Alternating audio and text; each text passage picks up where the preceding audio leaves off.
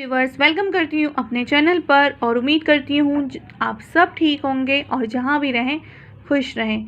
और आज हम जिस टॉपिक को स्टार्ट करने वाले हैं वो टॉपिक हमारी ज़िंदगी का सबसे इम्पॉर्टेंट टॉपिक है, वो है वाटर।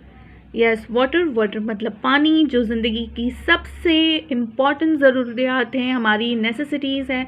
और इसके बगैर आपको पता है ऑल लिविंग थिंग्स, जितने भी यहाँ पर ये लाइन लिखी भी हुई है कि हर किसी जानदार को हम ज़रूरत होती है पानी की, चाहे वो प्लांट्स हों, एनिमल्स हों या इंसान हो, ह्यूमन बींग्स हों। तो आज हम इस चैप्टर को स्टार्ट करेंगे वाटर। अच्छा, मैं आपके लिए कुछ क्वेश्चंस छोड़ूंगी कि आप मुझे बताइए कि पानी किन किन सोर्सेज से सोर्सेज से लिया जाता है और कहाँ से हमें पानी मिलता है। एक तो सवाल ये हो गया। फिर पानी की किन किन फॉर्म में, किन किन स्टेट में पाया जाता है और कौन सा पानी ठीक होता है। एक हार्ड वाटर भी होता है, एक सॉफ्ट वाटर भी होता है। तो ये इस तरह के कुछ सवाल हैं जो हम करेंगे और वाटर साइकिल के बारे में भी समझेंगे। तो लेट्स स्टार्ट। हमारे चैप्टर को स्टार्ट करने के लिए आज फिर मैं अपनी एक स्टूडेंट की हेल्प लूँगी, जैसे हमेशा से वो मेरी हेल्प करती हैं रीडिंग में। हेलो। हाय, उम्मीद करती हूँ आप सब ठीक होंगे। और आज का हमारा चैप्टर जो है वाटर के बिना हम नहीं रहते। वाटर से हम नहाते हैं, पीते हैं, उसी को नहाते हैं और उसी से मतलब वॉशिंग में यूज़ होता है, कपड़े वॉश करने में यूज़ होता है, प्लांट्स डालने में यूज़ होता है और बहुत सारी डिफरेंट। अगर प्लांट्स अगर ना हो तो हमें उसी के ज़रिए खाना भी मिलता है। बिल्कुल। तो आज हम रीडिंग स्टार्ट करते हैं। Water is found in all three states of matter. Solid water is ice. Liquid water is water. The gas form of water is water vapor or steam. Water can be changed from one form to another by heating or cooling. अच्छा, कहने के water 3 state में पाया जाता है। Matter की 3 state कौन सी होती है? सॉलिड, लिक्विड और गैस। क्या तो फिर कहते हैं कि वाटर 3 स्टेट में, कि वाटर सॉलिड में अगर पाया जाता है तो उसकी एग्जांपल क्या है? आइस। हाँ, और अगर वाटर इसमें पाया जाता है लिक्विड में तो वो वाटर ही रहता है।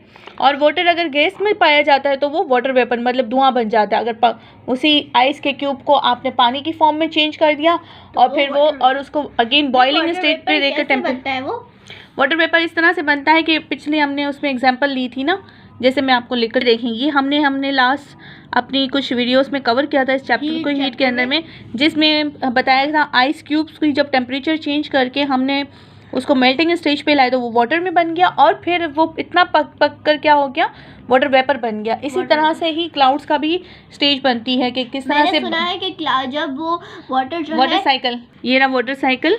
जी कंटिन्यू कीजिए आप।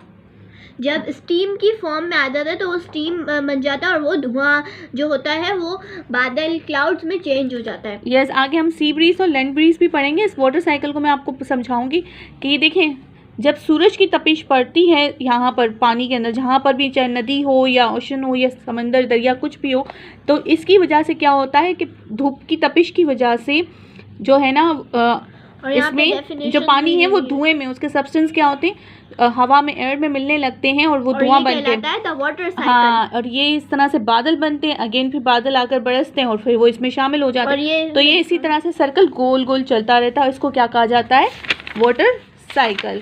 अच्छा, अब हम ये वाला तो हम पढ़ लिया कि 3 स्टेट में होती हैं। गैस फॉर्म में भी वाटर वेपर कहलाती हैं या स्टीम कहलाती हैं। वाटर कैन बी चेंज, और वाटर चेंज भी हो सकता है, चाहे आइस को हम अगेन वो कर दें या उसको यूँ कर दें, जैसे वो वाटर साइकिल की स्टेज पे देखा था कि धुआं किस तरह से मिलता है हवा के सब्सटेंस में, एयर के सब्सटेंस में, और किस तरह से वो एक क्लाउड के फॉर्म में बनता है और क्लाउड वापस अगेन आकर बरसते हैं, बादल बरसते हैं वो बारिश में की फॉर्म में, और अगेन वो समंदर से जा मिलते हैं, दरियाओं से, नदियों से, और फिर अगेन वो प्रोसेस गोल गोल सर्कल में चलता रहता है। इसी को वाटर साइकिल कहा जाता है। अब हम पढ़ेंगे वाटर इन द एयर, कि पानी हवा के अंदर किस तरह से होता है।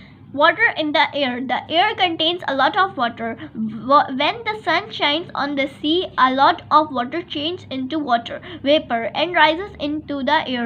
When the water vapor is cooled by the air, it turns back into tiny drops of water vapor float in air, जिसे हम कहते हैं rain। जैसे ये देखें, the air contains a lot of water, जो हवा के अंदर भी, अगर आप अपनी टेरेस पे भी एक गिलास पानी फेंक देंगे और दिन के टाइम दूध की धूप की तपिश से वो पानी आप कहोगे ड्राई बन गया, मगर अभी वो कम्प्लीटली ड्राई नहीं हुआ, उसके जो सब्सटेंस हैं वो हवा में शामिल हो जाते हैं। इसमें एग्जांपल दी गई है, अगर ये देखें एग्जांपल दी गई है, आइस क्यूब्स को मेटल लेड में रखें और वाटर ड्रॉप्स अगर आप देखेंगे तो वो फिर से पहले वो यहाँ जाएंगे और फिर वो यूं कभी वो अपनी कोल्ड ड्रिंक की बॉटल देखी है कि उसके अंदर हम टेम्परेचर फ्रिज से निकालते हैं तो उसके आसपास उसको पसीना आना शुरू होता है। तो या फिर आपने हॉट पॉट में अगर रोटियां रखी हुई हों और उस पर लिड लगा दी जाए, ढक्कन लगा दिया जाए, तो वो गरम गरम जो रोटियों का धुआं किस में चेंज हो जाता है, आप लिड हटाओ तो उसमें बूंदे पड़ी हुई होती पानी की, तो धुआं किस में चेंज हो गया, पानी के अंदर।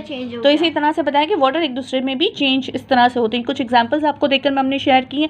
और यहाँ पर सनशाइन बताया कि ऑन द सी पे वही कि lot of water changes into the water vapour, धुएं में चेंज हो जाता है, वाटर वेपर में हो जाता है।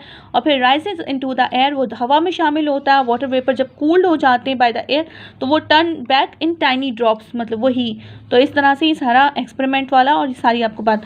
अच्छा, हम अपनी नेक्स्ट क्लास में कंटिन्यू करेंगे वाटर साइकिल और हम इसको पिक्चर की फॉर्म में भी समझेंगे, ठीक है, पिक्चर की एग्जांपल के साथ। उम्मीद करती हूँ आप सबको समझ आया होगा। कुछ ऐसी चीज़ें जो ना समझ आई हो तो आप हमें कमेंट बॉक्स में लिख सकते हैं। और आपको आज का चैप्टर वाटर पसंद आया होगा, और पसंद आया तो वीडियो को लाइक करें। और हमारी और वीडियोस की नोटिफिकेशन पाने के लिए बेल आइकन को ज़रूर दबा दीजिएगा और हमारी फैमिली का हिस्सा बनने के लिए सब्सक्राइब ज़रूर कीजिएगा। Thank you. Okay, take care.